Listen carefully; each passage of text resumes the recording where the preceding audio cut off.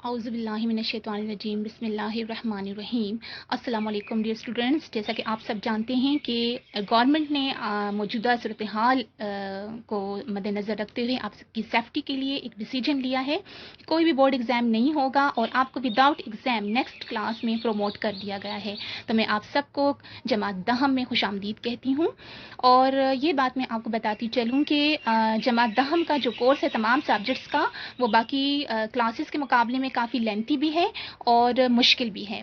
लिहाजा इसी चीज़ को सामने रखते हुए पेशावर मॉडल स्कूल इंतज़ामिया ने बाकी क्लासेस की तरह आपके लिए भी ऑनलाइन क्लासेस और यूट्यूब लेक्चर्स का जो है वो इजरा किया है, ताकि आप इससे ज़्यादा फ़ायदा उठा सके और इंशाल्लाह 15 जुलाई को जब आप स्कूल आएंगे तो आपको कोई मुश्किल दरपेश ना हो। तो सबसे पहले मैं उर्दू के हवाले से आपको मियाद अव्वल का कोर्स बताती चलूँ। तो आप सबसे पहले अपनी किताब लें और पॉइंटर हाथ में ले लें, पेंसिल और हाइलाइटर ले लें और अपना सिलेबस जो है वो आप नोट कर लें। तो आप देखें, ये फहरिस्त मज़ामीन में जो हाईलाइटेड मैंने कोर्स किया हुआ है हिस्सा नसर, इसमें मियाद अव्वल हिस्सा नसर जो है वो आपका नंबर 1 है। शाहिद अहमद देलवी, मौलवी अब्दुल हक इन्होंने लिखा है। शख्सी खाका है अशरफ सबोही, परनानी, डॉक्टर वहीद कुरैशी, अलामा इकबाल का तसव्वुर वतनियत, सजाद हैदर यल्दरम, मुझे मेरे दोस्तों से बचाओ, हाजरा मसरूर, एक कहानी बड़ी पुरानी, अजमल नज़ीर, माँ की नसीहत, लोक कहानी। ये आपका है हिस्से नसर का मियाद अव्वल का कोर्स। और अब आप सफ़ा पलटाएं। हिस्सा नज़्म, एहसान दानिश आज़ादी नज़्म, हफीज़ जालंधरी, मज़ार कुतुबुद्दीन ऐबक, मीर बबर अली अनीस, नमूद सुब, जोश मलिक आबादी किसान। हिस्से गज़ल की तरफ आइएगा। हसरत मोहानी की 2 गज़लियात है जो कि आप मियाद अव्वल में करेंगी, और अली सिकंदर जिगर मुराद आबादी की 2 गज़लियात, यानी कि टोटल 4 गज़लियात है 2 शोरा की, जो कि आप मियाद अव्वल में करेंगे। अब आपने सिलेबस निसाब अपना नोट कर लिया है। इससे पहले कि हम अपना दरसी किताब का पहला सबक शुरू करें, मैं आपको जो समर वेकेशन टास्क है वो मैं आपको समझाना चाहूँगी, क्योंकि इसका क्लियर होना बहुत ज़रूरी है। डियर स्टूडेंट्स, क्लास 10th में जो आपका कोर्स है उर्दू का, जो कि समर टास्क के लिए आपको दिया गया है, वो देखें, ये मैंने हाईलाइट किया हुआ है। तमाम मश्की सवालात, जुमले और ग्रामर का काम याद करना है।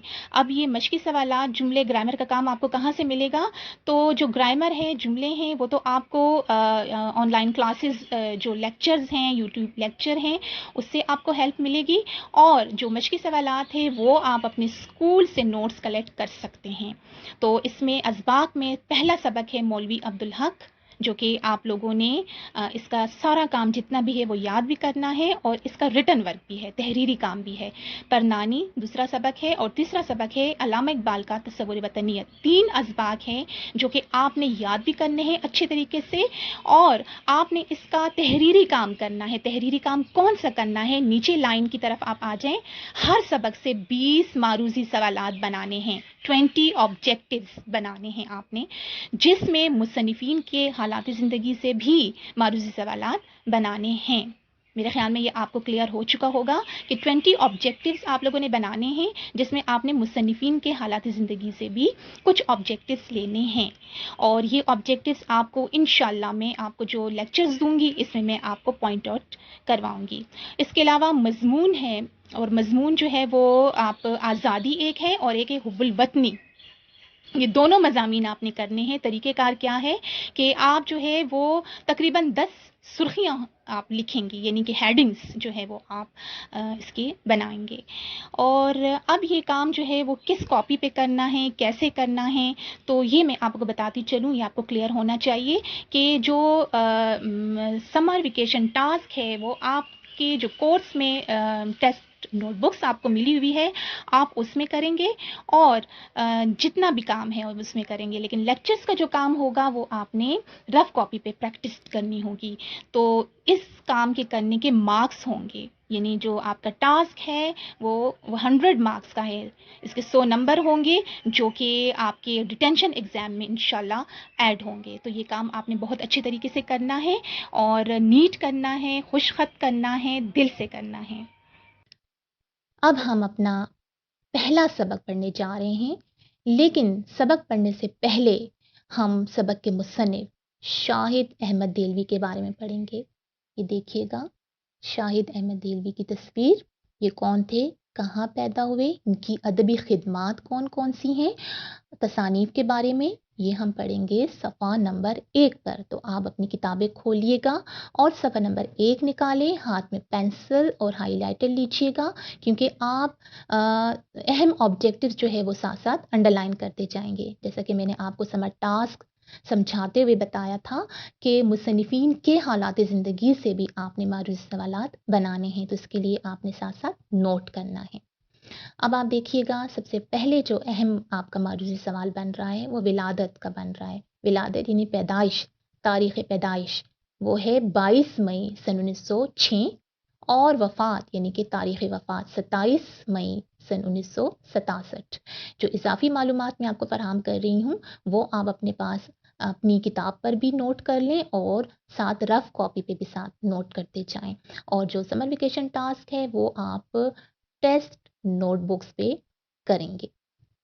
پھر اس کے بعد دیکھیے گا شاہد احمد دہلوی مولوی نذیر احمد کے پوتے اور مولوی بشیر الدین کے بیٹے تھے. مولوی نذیر احمد نام آپ نے نہ صرف سنا ہے بلکہ ان کے بارے میں آپ پڑھ چکے ہیں. جی ہاں، جماعت نحم میں آپ نے ان کا ایک سبق جو نرسری اعتبار سے ناول تھا آپ نے پڑھا ہے نسو کا خواب. ٹھیک ہے، تو مولوی نذیر احمد جو تھے وہ اردو ادب کے پہلے ناول نگار تھے اور شاہد احمد دہلوی کے دادا تھے.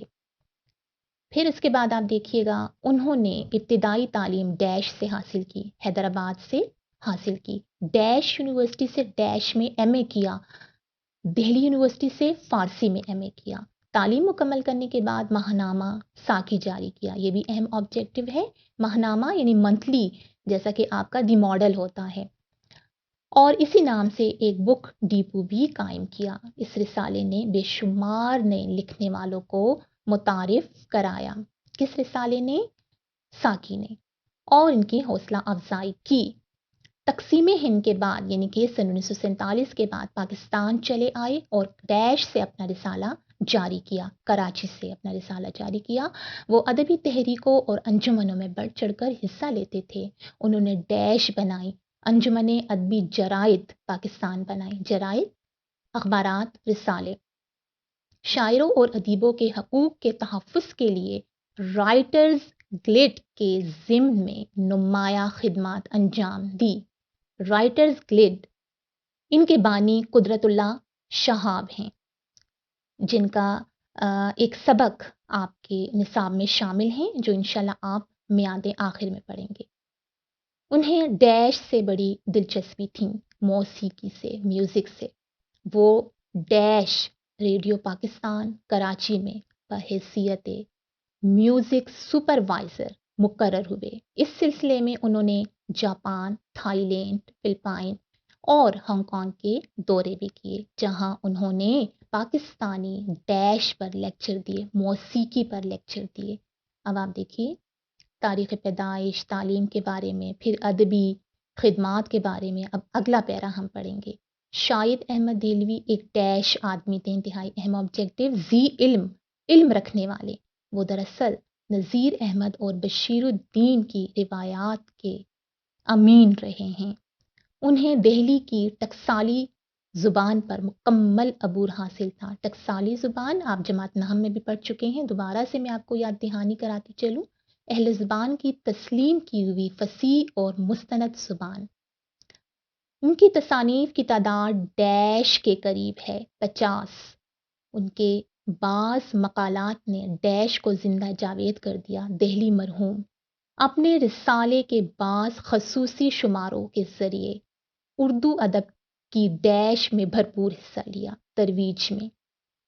ان کی وفات ڈیش میں ہوئی، کراچی میں، اور وہیں دفن ہوئے۔ وہیں کیا مطلب ہے؟ کراچی میں۔ پھر اس کے بعد آپ کا ایک اور اہم سوال جو بنتا ہے کہ شاہد احمد دہلوی کی کتابوں کے نام لکھیں، یعنی کہ تصانیف کے نام لکھیں۔ آپ کا سوال آتا ہے 4 نمبر کا، تو یہاں پہ آپ دیکھیں ان کی تصانیف کے نام لکھے ہوئے ہیں: دلی کی بپتا، گنجین گوہر، سرگشت عروس، اندھی گلی، دھان کا گیت اور پاکستانی موسیقی۔ اب حالات زندگی اور معروض سوالات آپ کو اچھی طریقے سے میں نے سمجھا دیے ہیں۔ آپ نے اب سمر ٹاسک جو ہے وہ بھی کرنا ہے، اور اس کے علاوہ جو آپ مشق کریں گے یعنی پریکٹس کریں گے تو معروضی سوالات رف کاپی پر بھی آپ نے بنانے ہیں، اور ساتھ مختصر سوالات جو ہے وہ بھی آپ نے بنانے ہیں، جیسے کہ تصانیف لکھیں، یا آپ کا ہے کہ ان کا ابتدائی دور لکھیں، یا ادبی کارنامے، تو آپ اس میں مختلف اس کے سوالات بن سکتے ہیں۔